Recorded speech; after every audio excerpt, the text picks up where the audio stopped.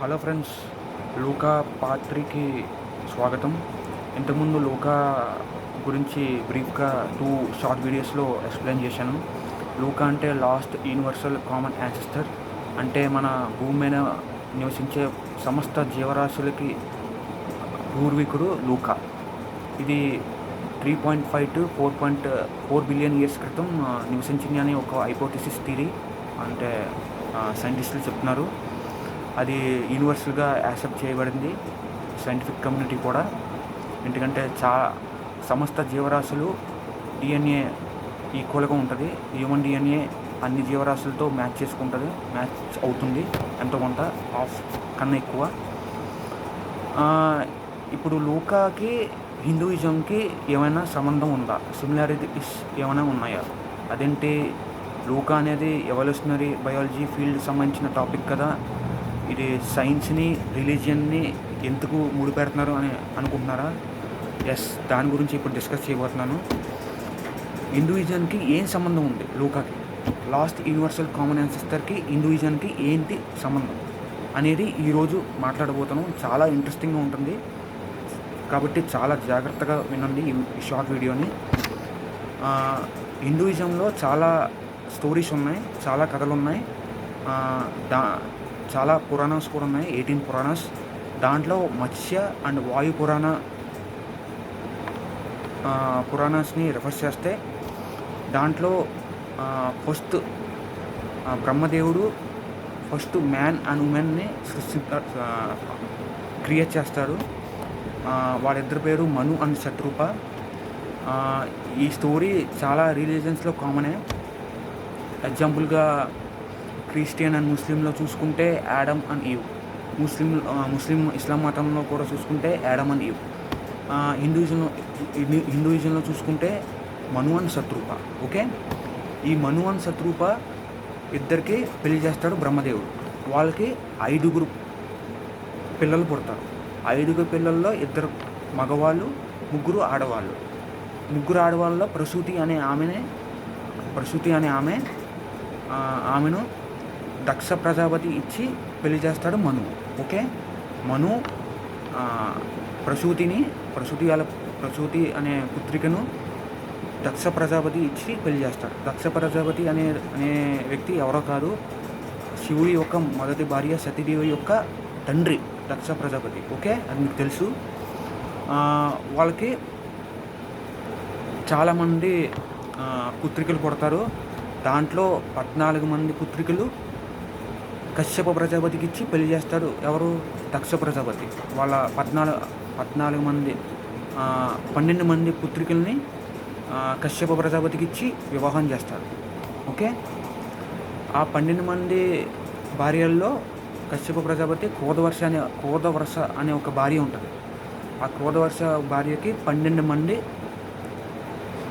మంది పుత్రికలు పుడతారు.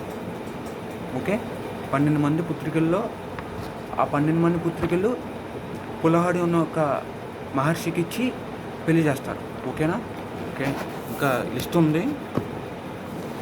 12 మంది పిల్లల్ని కశ్యప ప్రజాపతి పులహడి అనే ఒక మహర్షికి ఇచ్చి పెళ్లి చేస్తారు. ఓకే, ఆ 12 మంది భార్యల్లో భృగి అనే ఒక ఆమెకు సంతానంగా ర్యాబిట్స్, డీర్స్ మొదలైన యానిమల్స్ని జన్మనిస్తుంది. ఇది మీకు చాలా కామెడీగా అనిపించవచ్చు, కాబట్టి జాగ్రత్తగా వినండి.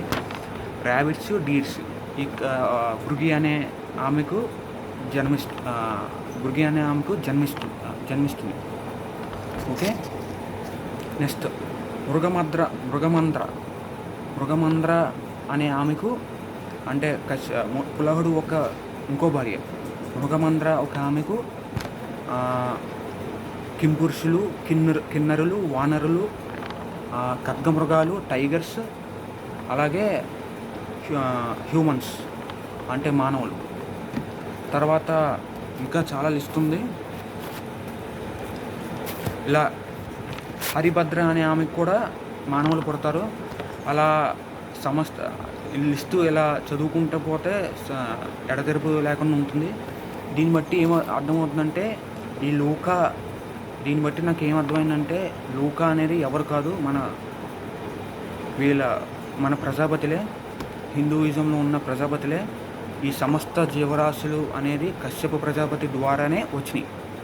ఎందుకంటే కశ్యప ప్రజాపతి ఒక పుత్రికలను 12 మంది పుత్రికలను పులహుడు ఒక మహర్షికి ఇచ్చి పెళ్లి చేశాడు కాబట్టి వాళ్ళ కశ్యప ప్రజాపతి ద్వారానే, ఆ పిల్లల ద్వారానే పులహుడికి